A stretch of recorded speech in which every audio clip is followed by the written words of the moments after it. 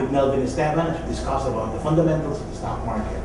So Melvin, I'm a young guy. I don't have much understanding of the stock market, and I'm waiting a long term. Want to put in a little money, want to see the growth. Where do I start? Okay, you can do it two ways. No, you can either go to a fund, mutual fund, UITF, variable, or you pull funds. No, or you can go direct to the market. For me, I'd always prefer going direct to the market because your cost is lower. No?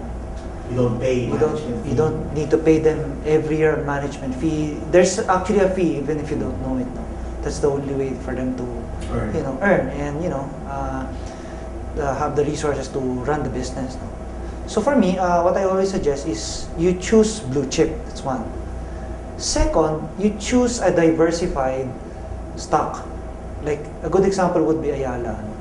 If you buy Ayala stocks, iba yung negosyo niya. Oh, iba yung negosyo niya. So you don't even need to buy a lot of stocks because by buy Ayala Corporation shares, no?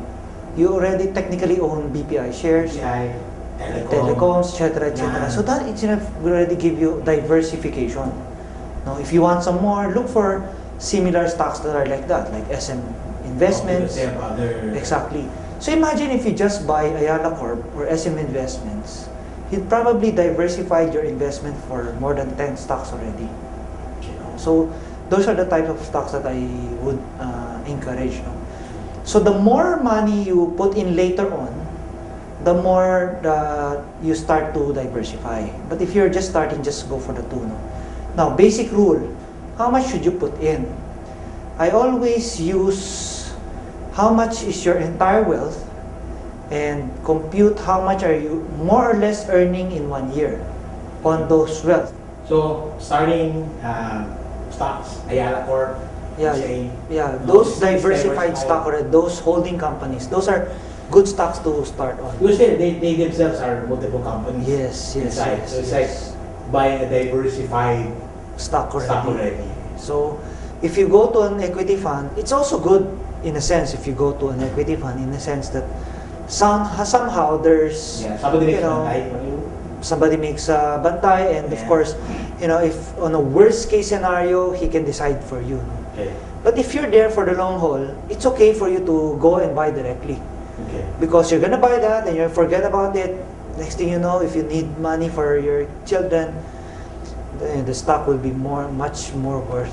Is there a rule of thumb? How much of my money should I be placing in a stock?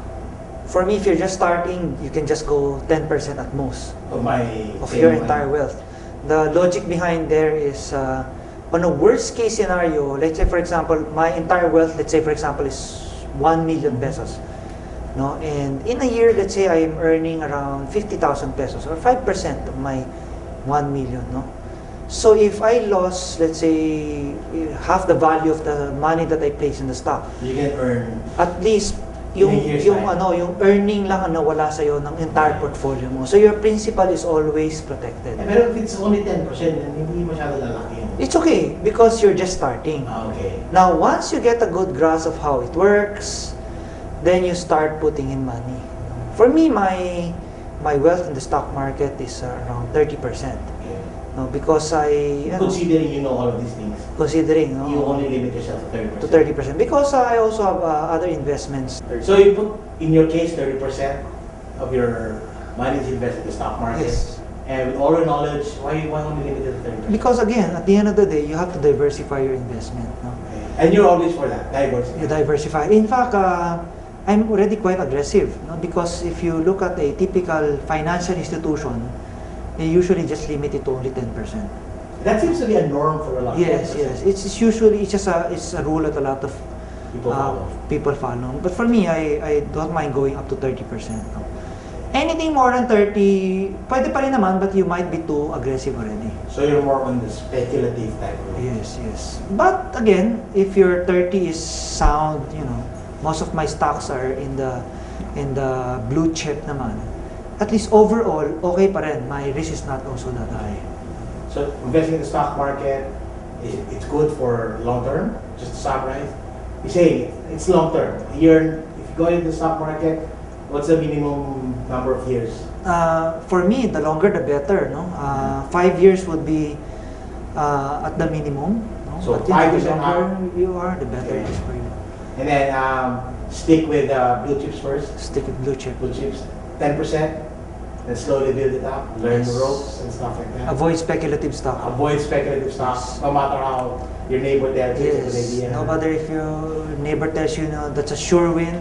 Or your broker tells you it's a good. Most likely it's not gonna be one.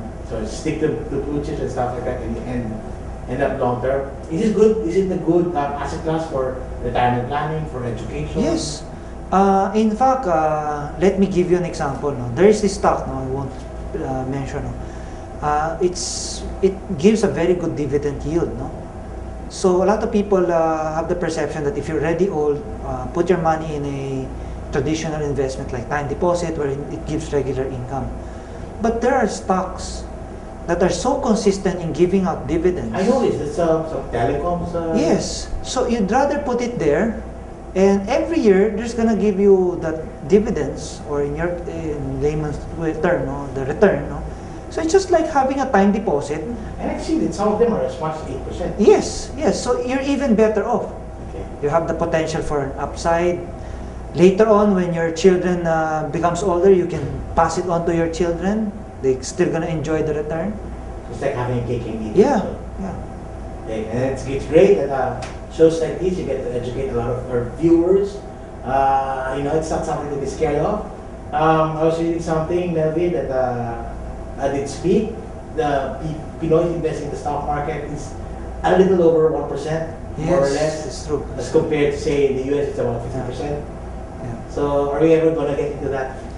What will it take for our stock market for Pinoys to get into the stock market? Well, I guess education is very important. No, this segment has been. I hope this segment has been useful for you.